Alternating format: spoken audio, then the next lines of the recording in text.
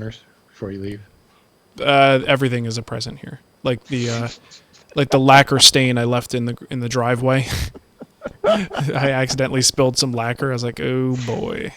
I have a few of those in my driveway. I Stains. I hope they don't notice that.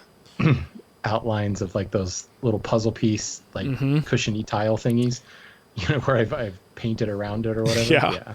And I packed up my pressure washer, so it's like if I do have to clean it, I don't know how I'm going to get the job done. Maybe hands and knees and a scrub brush, I guess. Call Bill Lavolsi. I will. I hear he's for hire. We actually have. It's going to be our new call to arms. We have a voicemail from him. Got a actually. dirty job? Call Bill. Have I a new job? All right. I think we're ready to roll. Here we go. We're live this time. And if anyone's watching live, the Skype thing's messed up, so it's going to show like one big version of Shannon and then a big version of Matt, and then and I'll always be little. So that's probably sorry. Probably for the best. So very, very sorry. Welcome to Wood Talk, for woodworkers by woodworkers. Now here are three guys who like to use a lot of words, yet say nothing at all. Mark, Matt, and Shannon. All right, it's Wood Talk number 330 for October 24th, 2016. On today's show, we're talking about setting your miter gauge to square, wood hardness scales, and T111 for shop walls. And we'd also like to thank a few people who helped us out for, kind of making this show possible, really is what it comes down to. Peter Steeper, David Keene, Tobias Lindstrom, Chris St. Croix, Jake Swoboda, Nick Ryan, Brian Aust, Al Lander, Wade Naziri, Eric Olson, and Chris Lalong. Thank you, everybody, for helping us out. Most of those people, the way they helped us out, they went over to Patreon at patreon.com/woodtalk and sent a couple bucks our way. And it's a recurring thing, and you can get, like, stickers. You can get a special newsletter. Stop buzzing my phone, Nicole. You can get... it's very distracting. Got to tell her about that. That's our show title right there. Stop buzzing my phone. Stop buzzing me, Nicole. You can get t-shirts. You can get just all kinds of stuff. And most importantly, you help us reach future content goals. Just to be able to bring you extra content, more frequently. And, it's all because of those goals that we set and you guys help us reach. So thank you to everyone who's participating and who continues to participate. That's at patreon.com/woodtalk. And let's get right into the good stuff here. What's on the bench? And I'll kick it off. I did finish my clock in record time. I think it was about two calendar weeks maybe to get that whole entire grandfather clock done. And I did it. It's done. It's actually sitting behind me right now, and it's, oddly enough, ready to be disassembled from being moved. So that kind of sucks, but I was able to finish it, and the movers come in 2 days, and the shop is pretty well stripped down at this point. I've got a couple more boxes to pack, but the movers come in 2 days, and then I get to stand back and have little mini heart attacks every time I watch them move the tools. Because that always goes well. So you should be an old pro at this now. Yeah, sitting and watching other people move my tools. Should very be good by now. Very well practiced in that. But yeah, I decided I'm going to document a little bit of it, like not every gruesome little detail, but at least some of it. And this led me to a decision that didn't come lightly. And this inside baseball. So for those who don't like it, fast forward or suck it up. One or the other. How can I fast forward? I don't know how. 30-second skip. It's very useful. Why won't it work? Yeah, we disable that on Wood Talk so that if you have that button, it won't work. So one of the things I've been toying with is the idea of that whole second channel. It's a very popular thing to do, but I started my stuff where what people do on their second channel was kind of what everyone did on their first channel. Like back then, you would talk a lot and you would make it more of a vlog style platform. Well, things have changed, and people come to expect a little bit more conciseness, if you will, in the content that you post, so that when you do our Friday live thing that we do every Friday, which is a lot of talking and not a lot of demonstration. And if I wanted to document this shop move, I would probably be talking a lot and showing a lot, and it wouldn't be a whole lot of action. So I do get concerned about posting that on a regular channel. So I thought, hey, I'm just going to start the second channel up and post some of this content there. And if I do like the little interview stuff that I did at Woodworking in America, that isn't, again, there's no like deep woodworking information. It's just fun. It's just talking. For the folks who are kind of into that sort of thing, this gives them a way to watch that and doesn't do anything to the main channel where people tend to just expect a very specific type of content there. So I broke the seal on that. I'll be posting some videos there, and hopefully it'll go well. What are you calling it? You got a good name for it? Or is it like the Wood Whisperer 2, like everyone else's boring names? Yeah, that to me is stupid. I don't like that. I think that's boring. It says nothing about like what people can expect, unless I'm following the same formula everyone else does, so I'm going to call it 2. I don't want to do that. I'm calling it Wood Whisperer Offcuts. Oh, okay, that's cool. And that, kind of implies sort of a double meaning that it's, not just like a wood offcut, but also like B-roll footage, sort of things that would not make the cut for the regular channel. I see what you did there. You like that? Little useless nuggets of information that you can't bring yourself to throw away. Yeah, exactly. That's perfect. Yell at you if you burn them. That's exactly it. Or it's stuff that you might throw into the smoker, if it's the right species type of thing. So yeah, that's what I was thinking about doing. And we have a little maker mastermind group that we have on Facebook that I posted the question to get people's opinions. And it seems, across the board, if the content is like so different than your regular stuff, it kind of does justify going that route. And if you have your audience at a certain level, it makes sense.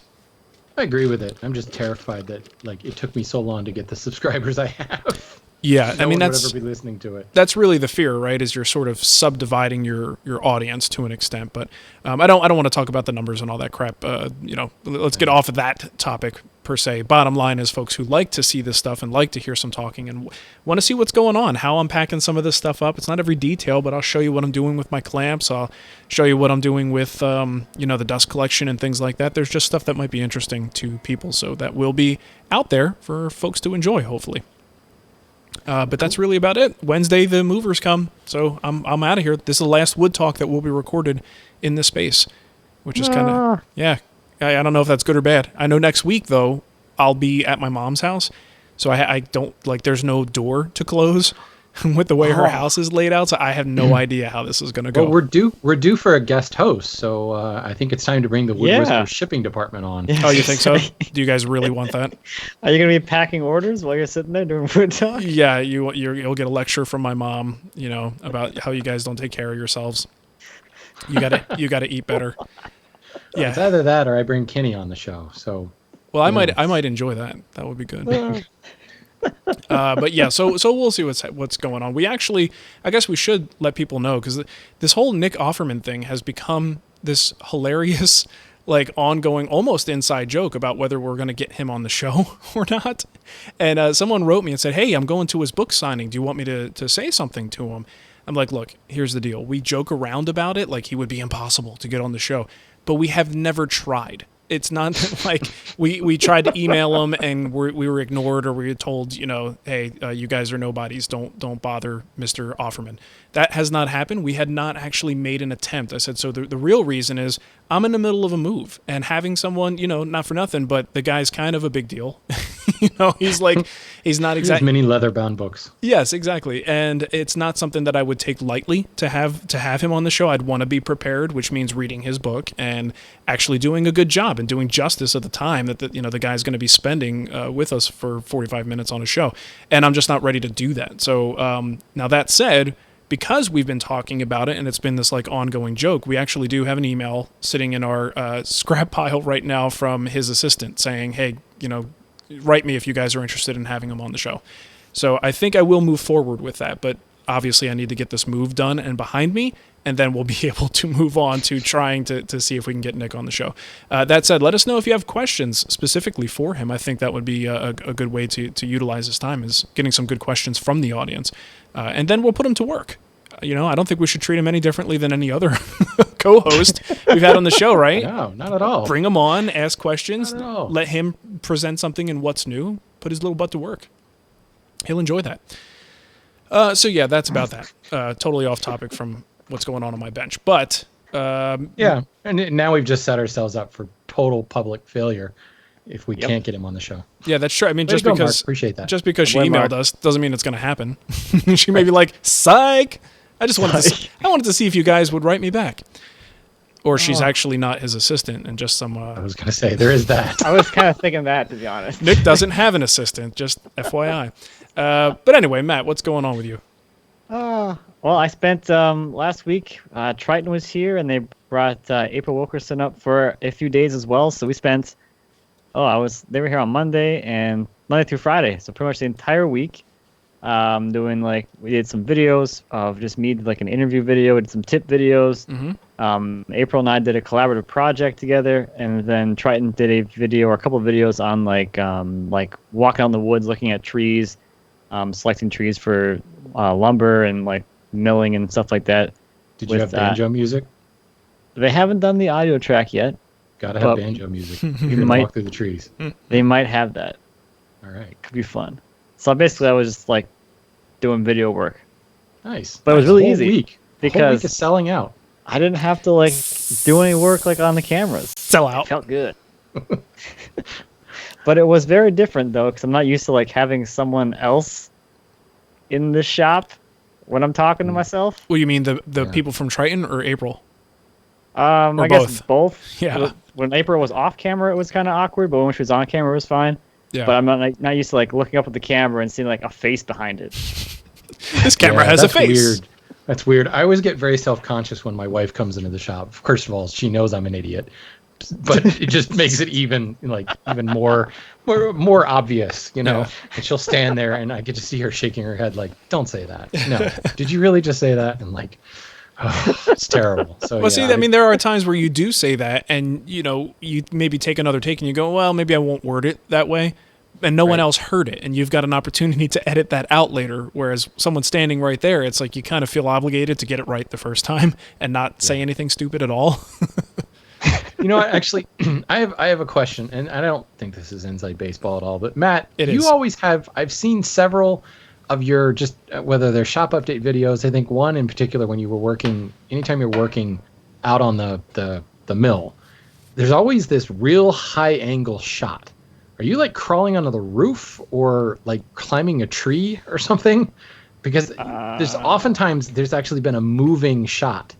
And I don't know if you've just like set it up to pan in post-production or something like that. But the one time when James was with you, it looked like he climbed a tree. He was on the roof when James was here. But then there was a couple of weeks ago, you were solo, and it looked like you had mounted the camera up somewhere real high while you were doing work on Cremona the mill. drone. But it was a moving shot. And that's what I thought. I was like, did you get a drone? Because I hate you. I want one. I really want one for that project, but I'm not going to. I'd rather spend the money on the mill than the equipment. I'll have to find that episode and let me know which one it was. Because... If it's the one I'm thinking of, it was the camera up on the tripod on top of an 8-foot ladder. So it was like 12 feet in the air. And then the fluid head actually moved as it was sitting there from the wind. Oh, so that could have been what it was. Happy accident then. Yes, nice. It was. So I was looking at a post. I'm like, oh, this is nice. It actually pans. Cool. That's what I get for like recording like an hour's worth of me just like pilling around. I've done that accidentally, but like not in a good way, where I didn't tighten up the camera enough. So I have a shot, and then in editing, I'm watching it, and I'm like, why is it panning down? Like, and then there goes the work. Okay, I don't see it anymore, but it looked great. Like as it was happening, it was so smooth. But this is the perfect way to end a video. Just kind of pan into the floor. Right. Exactly. Nice. All right. Well, you done, Matt? I think you're done. Matt's done. Whether he's not, like all I did. It's I didn't fine. do much of anything. Well, me, I've begun the Christmas Odyssey. No. Time to fire up the lathe is different in my shop than most people's shops, but calligraphy pens, that's the first thing. Ooh. Like on the docket there. So I'm trying something new where, I mean, calligraphy, it's just the head really, and you can replace that. So it's just a matter of making like a bunch of little tool handles for the calligraphy heads, but I'm trying to have them kind of taper into nothing.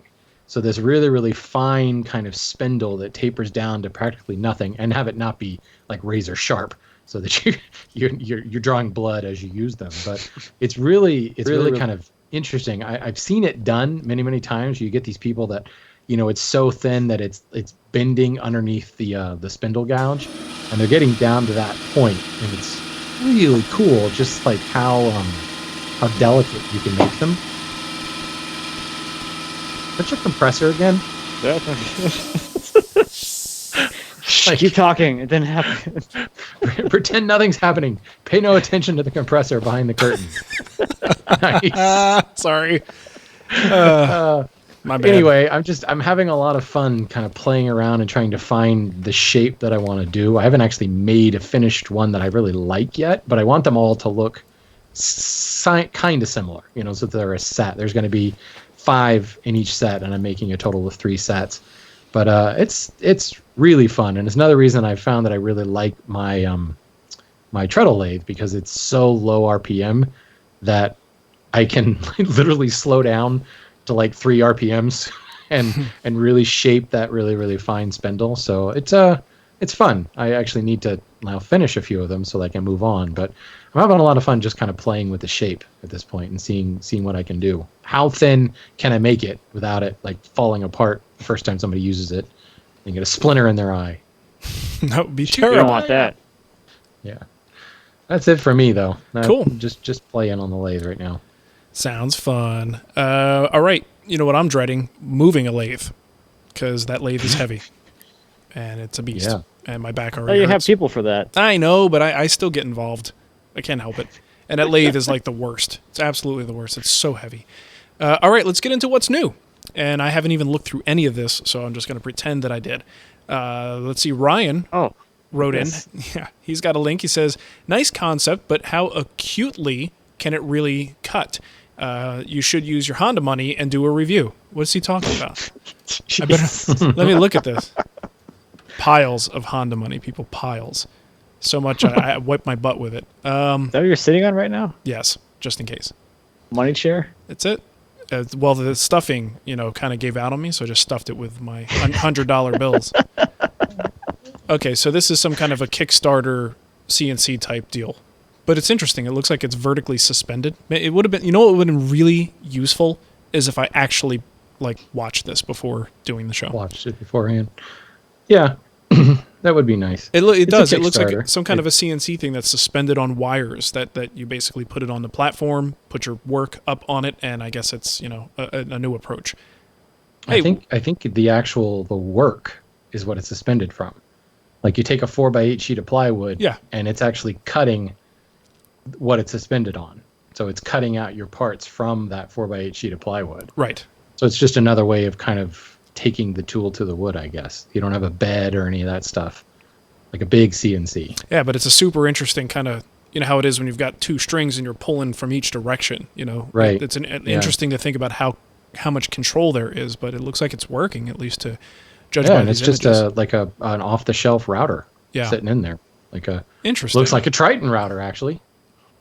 Yeah, it could be, huh? It's orange. That's a distinguishing feature. It's either that or it's rigid. Can only be 2, right? Well, cool stuff. Check it out. Yeah. This next one comes from Matthew. It's a YouTube video of a start to finish build of a wooden strip kayak. Like literally, he's using a wood miser to mill up the board and then finishing with a kayak. Very, very cool. It's definitely a long, very detailed video. You could actually, I think, build a kayak by watching this video. But I like it a lot. It's very nice to watch. And I was saying before we recorded, this would probably make me buy a table saw. Mm-hmm. Yeah. It's a lot of ripping of strips. Hey, maybe many strips. that is a lot of work. Maybe I could build a boat now that I'll be near some water. Yeah, there you go. People have asked me that before, like, why don't you build a boat? I'm like, because what am I going to do? Run it back and forth on rocks? It is funny you say that. I'm moving to Colorado, so since I'll be near water. Wait, Yeah. what? Yeah, there's water. There's definitely more water there than there is here. Who's next? Who's Matt? I am. Go, Matt, go. This is from Brandon of the Marshall's Wood Shop. It says, I saw these wooden watches and instantly fell in love with them. On closer look, I couldn't believe how cheap they were for the beauty they have. To make it even more enticing, it is a cause to grow more trees. Okay. Sorry for the awkward reading of that one. Yeah, they're very nice watches. They're about $150 for these smaller ones, and they're actually really I've seen a lot of wood watches that kind of look like wood watches. In a bad These way. Yes, in sort of a bad way. And as an appreciator of wood, I feel kind of bad saying that, but most of them look kind of chunky and clunky. These look a lot more refined. The bezel is pretty much the only thing that's wood. Otherwise, there is the clock face that you can have optional wood grain as well. Looks like inlays into the band segments too. On some of at least the ones I'm looking at. Oh, on some of them? Yeah. Oh, that looks really good. There's one it's called the Classic with rosewood and chrome. And the way that's offset, that is I do like that one of the coolest looking ones there. $169. Now you know what you can give for my birthday, Matt. Or for Christmas. For Christmas. Christmas? That's probably sooner. You could use all your Patreon money. You know what? I just have to talk to these people, or what? Original Grain is the name of this company. I just have to tell them, you might want to rethink that full page join my email list popover the minute I land on the site. Yeah. I'd rather pay full price. Well, you know, I'm okay with the popover, but the image in the background is basically a dude's crotch. Forget about that, but there's not a watch in that image. So I have no idea. Like when what I first are you, like a marketing person? Yeah. Well, at first I thought, what, do they sell jeans? Or do they sell like leather belts or something? And there's absolutely no mention at all of what this company does. I was so click happy I didn't even look. I gotta go back again. Yeah, that really bugged me. I didn't see it either. You're seeing something different than I am. Maybe you just get sent. Maybe it's one of those things that's based on your browsing history, so you got sent the man's crotch. And we're just getting watches. That must be it. That might be it. It was just one of those websites where I was like, what are we looking at here? Like, why was this sent to us? Because it had absolutely nothing to do with wood at all. Okay. Well, that's good. Probably a watch. That's just me. He's got a watch. What are we talking about? Yeah, see, I'm confused. Anyway, I think it's okay. Original grain. It looks okay to me. But Shannon disagrees. So I would rather see your product in the background. There you go. Not that is a good point. Model's product. Product. Keep your product to yourself. The next one comes from Kevin. He says, God level carpenter. God level carpenter. I wouldn't go so far as the title of the video, but this guy has some serious skills working with very large timbers. Those darn Japanese or Russians or all the authors of the video are pretty cool. All right. Well, it is another Vimeo worthy video with lots of ambient sound, and this guy is making architectural like corbels with just crazy carving out of enormous hunks of wood. Yeah, very cool. It's good stuff. It's another one of those meditative type videos that you must see to truly experience the joy. Yes. All right, last one here. I like that I get this one. Shannon didn't want to put someone else on this one, so I'll talk about it. Podcastformakers.com. If you're not familiar, it's a great podcast. John Berard, is that how he pronounces his name? John Berard does a really good show. Does a fantastic interview, and Shannon was a guest this past week on the 21st. So you can go check it out. We'll put the link there. We've all three of us now have been on that show, which is pretty cool. But it's a great interview where Shannon talks about his history and the hand tool school and his thoughts on woodworking education.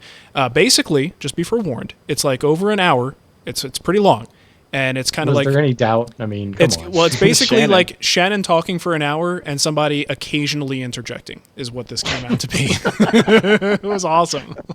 Yeah. Verbosity of wood. Yes, something like that. That should be the name for your podcast instead of Renaissance Woodworker. Verbosity and wood. But no, it's really, really good. I think all of the Podcast for Makers shows are fantastic, so definitely subscribe to that. It's a really good show. All right, let's get into our kickback, and let's see if I could find the files now, because I've got a gazillion things on my desktop here. Hold on. Wait for it. I'm waiting. Wait for it. There it is. Okay, this is from our buddy Bill Lavolsi from Maker Shussle. I know him. Hey guys, it's Bill from Las Vegas. I got some kickback for you. Somebody on your last episode asked if you ever make projects without the cameras going. I'm kind of new at this whole, video content creation thing, but I made a card box for a friend of mine, and I didn't roll the cameras, and it turned out to be probably the best thing I've ever made, and I've been kicking myself ever since. So, yeah, if you're making something, turn the camera on. Yeah, it's a real bummer when that happens. Thanks for that, Bill. And there's another. Sure, it was the best thing you ever made, Bill. It's sure. like, is this not like the fishing story? It's the one that got away. Yeah. Right, yeah. You should have seen the Chippendale-style secretary I built last week. Oh, I just didn't amazing. record it, though. Yeah. And now it's gone. Yeah. Never see it again. It's been shipped off to Wakanda for King T'Challa. We also got one here, another kickback from Vinny Jojo with regard to double-sided tape. Find that one. Hello, boys. Got some kickback for you. This is Vinny Jojo, Patreon supporter. This is in regard to Eric's voicemail or email last week about a double-stick tape. Yeah, I had the same problem, and people made me think I was crazy, so I got to the bottom of it. So, spec tape has two pressure-sensitive tapes. The SKUs they use, and you can Google these and get them on Amazon or wherever. The good one, which is paper-backed and very easy to peel with your fingernails, is SPE, as in spec tape. S as in Sam, T as in Tiger, 501. The one that is vinyl-backed, which evidently needs a razor, is SPE-555H and then 136 or 236. I don't know who could possibly use the vinyl back stuff. I would never take a marking knife to a piece of work or a Brazilian waxing for that matter. I don't know what you use tape for. Anyway, guys, hope that helps. Thanks a lot, and keep making shows. Bye-bye. Okay, there you go. Getting down to the nitty-gritty on that stuff. Kelly Clarkson! That's a funny movie. All right, so those were actually voicemail kickbacks, and now we're into our actual voicemail. It gets a little confusing when the kickbacks have voicemail, so it's all good, though. Michael called in and has a question about getting glue on calls. Hey, guys, this is Michael from Cleveland calling. Love the show. Thanks so much for all the great info. I have a question. You guys have been talking a lot about panel clamps and panel glue-ups lately, and I'm about to do my first big panel glue-up. And my question is, if I'm going to use wood cawls to keep the panel flat and aligned, how do I keep the cawls from, being glued down to the panel, considering the squeeze out? So, again, thanks a lot. I appreciate it. Take care. Bye-bye. Now, I'm sure we all do similar things for this. I'll throw it to Matt. What do you do to keep the glue off the calls? I grab the paste wax. That's it? Just a layer of paste wax? Yep. You do anything different, Shannon? Wax paper. Regular kitchen wax paper. I have paste wax on my calls, but I've just never trusted it. I figured all it's going to take is that one time I'm going to end up with a call glued to my board. You miss a spot. I have a roll of wax paper in the finishing cabinet, and I just pull a little bit out and put it between the board and the call. See, and I assumed we did very similar things, but we don't. I actually use packing tape. So just simple, clear packing tape right on the edge works great. It's a barrier. I started doing that, but the calls that I use now are adjustable, so they have a lot of holes in them to adjust to different sizes, and then putting packing tape over top of it just seems silly. Like, I was actually, when I made the calls, I was going to get all fancy and buy a strip of that ultra high molecular weight jig plastic. Oh, and, lay it on the top. And then it occurred to me then I'd have to drill through that, and then there's a chance that the glue could get through into the holes, and no, just wax paper. Since yours are all fancy, Shannon, how come we just don't apply some finish to them? Call it good. I did actually. And you still don't trust that? I put a waxed shellac and then paste wax over top of it. But hey, all it's going to take is that one time. Now I have it could happen. A Sapele call glued to my cherry panel. I'm sitting there with a chisel trying to chisel the thing off, So I just figure belt and suspenders, right? Paste wax and wax paper. At least it'll look beautiful when it does stick to it. Say a prayer while you're doing it too, just to be sure. All right, let's get into our email here. I don't live dangerously like Matt. Yeah, he just throws caution to the wind. He doesn't care about anything. Yeah. All right, so first email here I have is from Kim. He or she, I don't know if it's one or the other. I noticed that some shop owners have used T111 paneling in lieu of drywall or OSB. What are your thoughts on T111 as shop paneling? Now, I am addressing this because I do have some right on my wall next to me, and I used that in the previous shop, and, I like it for a couple different reasons. I actually have mine right on top of drywall, so I'm not one of those people who use this as a substitute for. I just used it in addition to.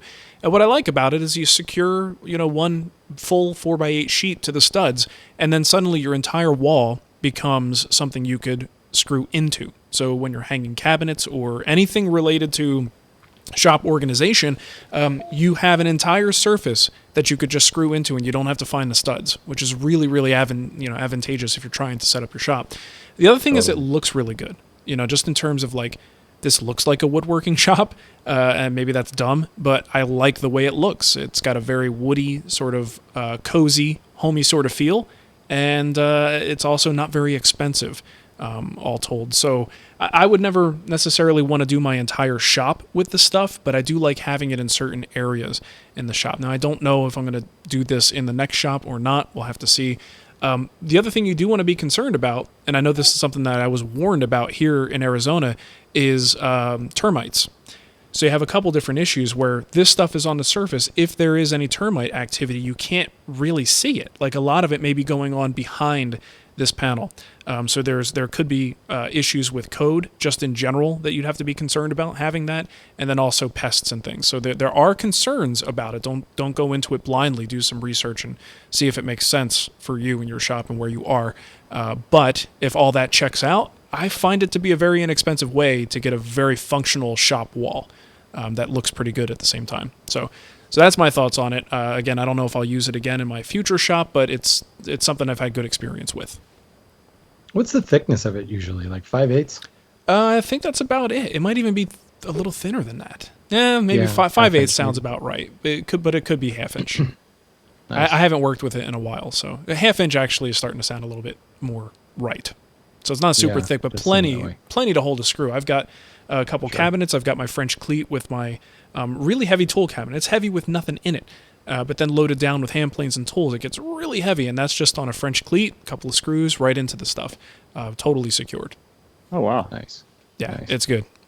Yeah, I was paranoid about that, and I put up full 3/4 inch plywood, thinking it's not going to be thick enough. But when you think about like how it's used, like in home building, yeah, you're probably all right. Yeah, it's fine. I've never had a problem. And super easy to hang cabinets, right? Because you don't have to make sure you're on the studs. You just make sure it's level. It's at the height you want, and a couple of screws in, and you're done.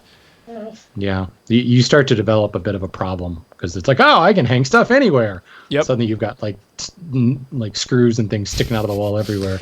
What was I supposed to hang there? I don't know. I put a screw there for some reason. Yeah.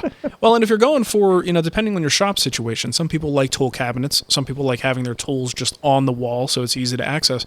If you're more the latter and you just want to have everything kind of have its little home and its nice, perfect little outline, it's an awesome backdrop for that, because you could screw anything anywhere and attach these little implements and shop-made things to the wall and make a semi-permanent connection and have it look really, really good at the same time. So I guess there's a good argument to use it.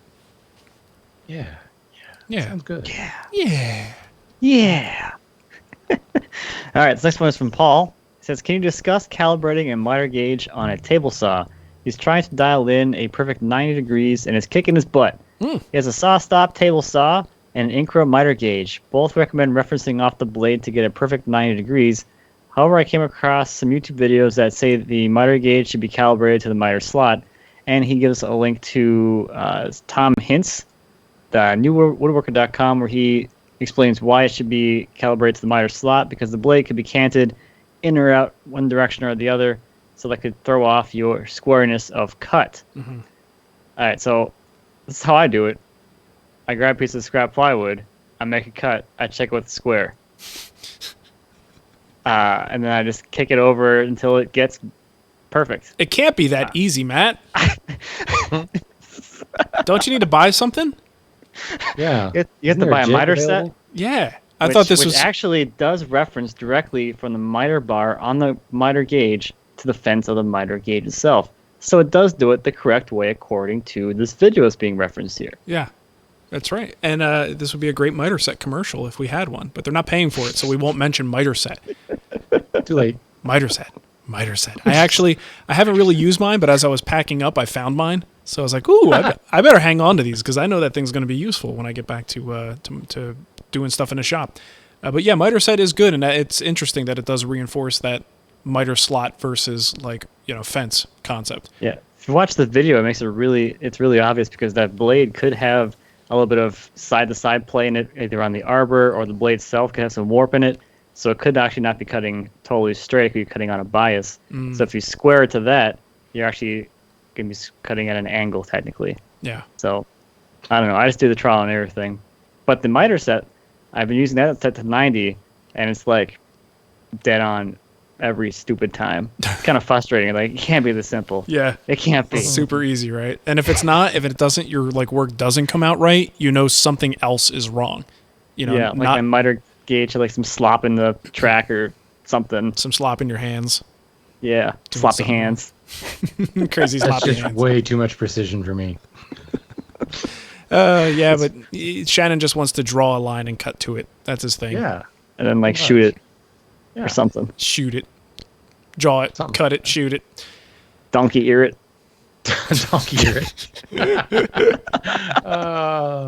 reminds me of a time in Tijuana. Whoa, okay. Heyo. So this next one comes from Ben. And I don't know if Ben is in Australia or not, but he starts by saying, "G'day." You better be. Speaking of which, I just programmed Siri on my iPhone to speak with an Australian accent. It's way cool. Really? Yeah. I have mine as a dude. I didn't know you could make her Australian. Yeah, I don't know if that's an iOS 10 thing or not, but yeah, right where you change the gender, you can change from American, British, or Australian. I'm gonna do that. I love my Australian Siri. Anyway, Ben says, "G'day. I'm wondering what wood hardness scale you'd recommend and trust. There seems to be quite a few online with differing opinions. Keep up the good work, guys. Your show is beyond awesome." Just imagine that with an Australian accent. So I picked this question because I don't care. You forgot the last part. Oh, sorry. Shout out to the old Matt, but love the new Matt. Oh, sorry, Evangelist. Didn't mean to leave you out there. It's like That's on the show. This is a show. the old Coke and the new Coke or something. Hardness generally is determined by something called the Janka test, which is taking it's a half-inch steel ball. It's actually a .555 diameter steel ball, and pressing it to half of its diameter into the wood. And the amount of force that requires to do that is what your Janka rating is. So it's a measure of pounds per square inch or kilonewtons of force, and those are the scales you're looking at. It's not so much scales, but units. That's different between metric and in standard. There are other hardness scales out there. The thing is, it doesn't really matter which hardness scale you use. It doesn't even actually really matter what the number is. The important thing is paying attention to kind of what is that number on a species that I'm familiar with, and then comparing that to something else. So if you've got a lot of experience working with black cherry, which is I think it's about 850 pounds per square inch, and you find a dog picking up a squeaky toy right now. What's the Janka hardness of your dog? What's the Janka hardness of this squeaky toy? I don't know. So Probably not much. You find another species and you're wondering, well, what is hard maple? How hard is that? Well, it's got a Janka rating of 1,400 some pounds per square inch as compared to the 850 of cherry. Well, you know what cherry is like to work, and therefore you know that hard maple is almost twice as hard. You can kind of get caught up in all the numbers, and it doesn't really do anything for you because you think about it, 850 pounds per square inch. What does that actually mean to anybody? It's such an abstract number. It's like, Alpha Centauri is 26 light years away. What does that mean? Who knows? It's just such a... It's more than 25. Yes, you're right. Exactly. But that's actually my point. If you can look at black walnut and Peruvian walnut and see there's about 100 pounds per square inch difference, it's really not that big of a deal. So there's some similar working properties there. And this applies not only to hardness, but bending strength, stiffness, all of those numbers. Just pay attention to the number only in contrast to another species number. And of course, make sure that the units are the same. That's where things may get a little bit difficult, is if you're looking at pounds per square inch versus kilonewtons and you go, oh, well, this one is, way, way high and this one's really, really low. No, it's different units. Make sure you're in the same units, folks. So that is all. Yeah, that's a good way to look at it, because if you're used to using, box store pine or something, and you're going, okay, well, what does it really mean to go to some of these other woods?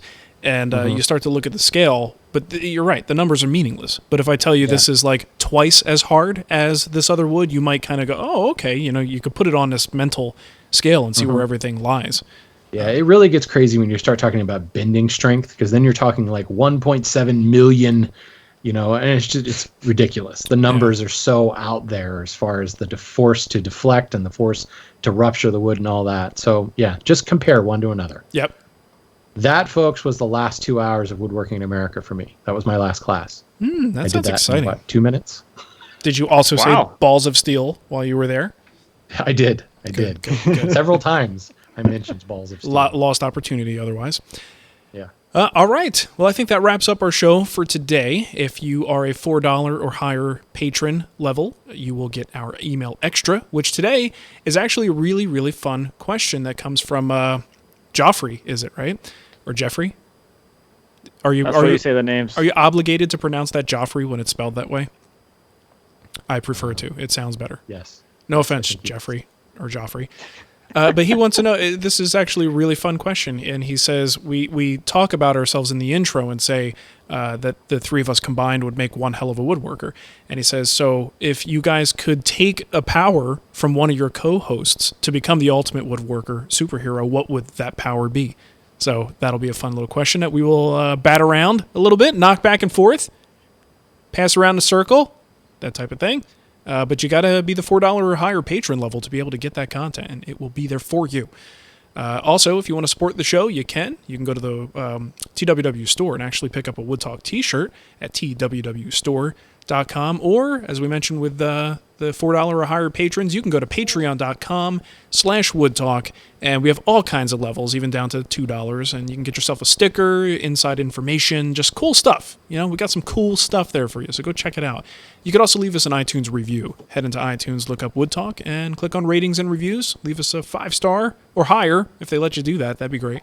And I don't really have any. I should read some of these. I feel bad when I don't, but there's lots of great reviews. Week. You skipped it last week. Okay. Hold on. Just hold on, guys. I'll do You're it. A bad person. I will do it right now to satisfy Matt. I want to hear about how much people like me. Hold on. I'm looking. But they might start talking about the old Matt, and then it gets messy. Yeah, we just assume if they really Close like enough. Matt that it's the old Matt. Okay, here we go. I'm doing it. Ratings and reviews. Most recent. Do this live on the show. This is what happens when Matt becomes a producer on the show. We do stuff like this.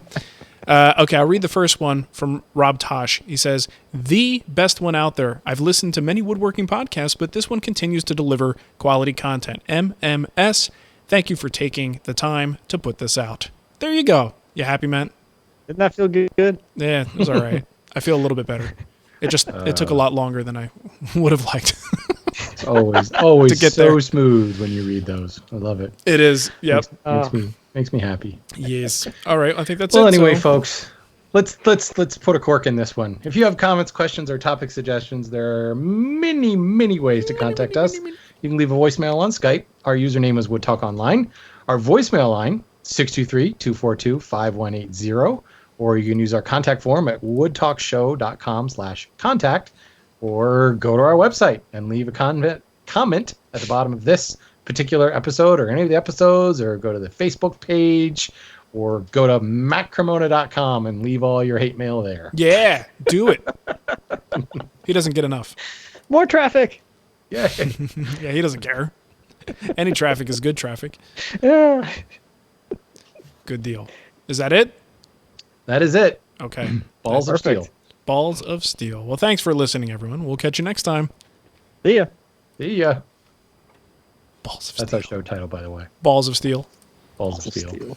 Sounds good to me. I don't know. I was thinking double bagging it, but wow. Terrible. I need 2 minutes. The dog desperately needs to go out. Stupid dog. All right. Yep. He's whining. All right, I got to change our imagine that file. whine will show up in the recording, too. It will. 329. I got to switch files anyways. 330 extra. Here it is.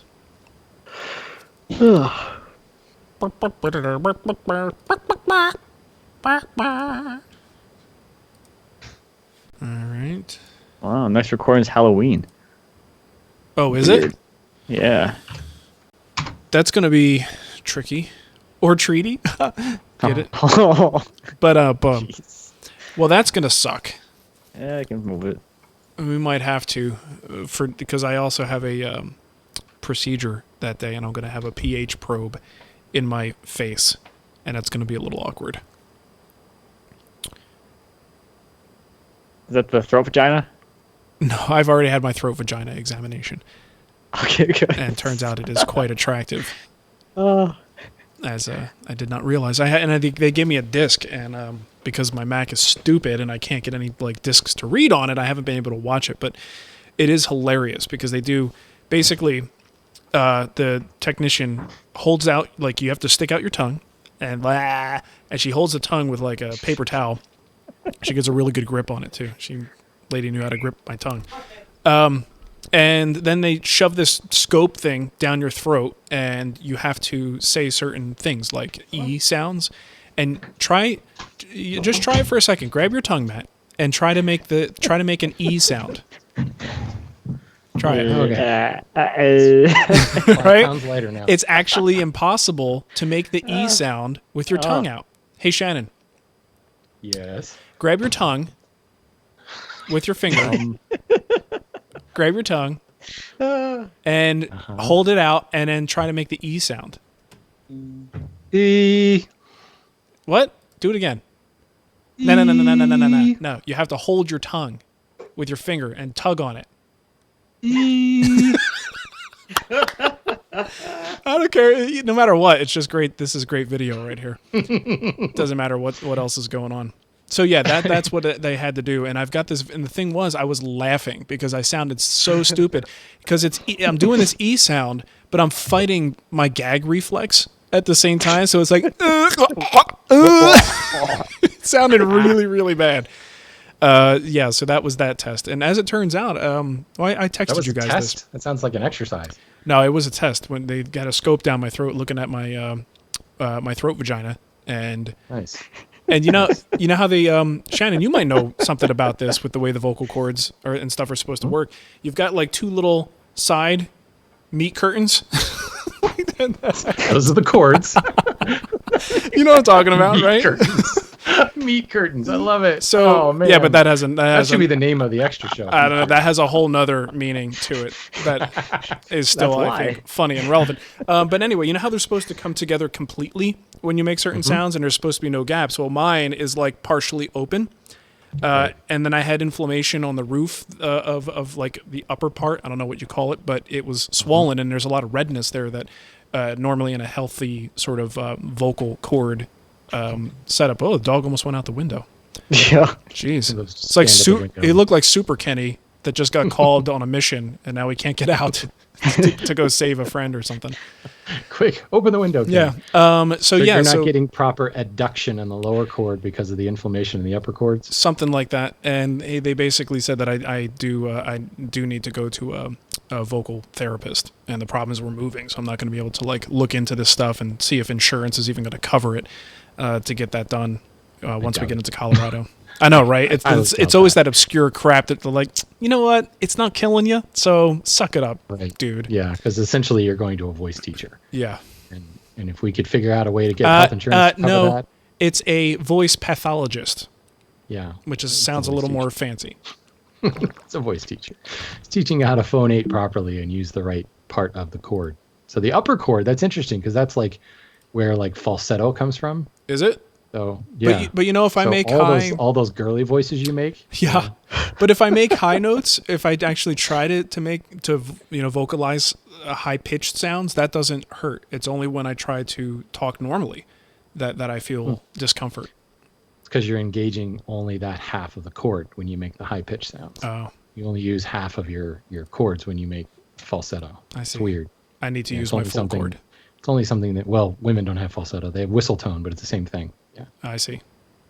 Yeah. See, so they want you to be able to resonate using different parts of the instrument rather than you're probably leaning on your chords and your strap muscles more than the frontal sinus and things like that. Sure. So they're They're going to teach you to make an E sound with your tongue out.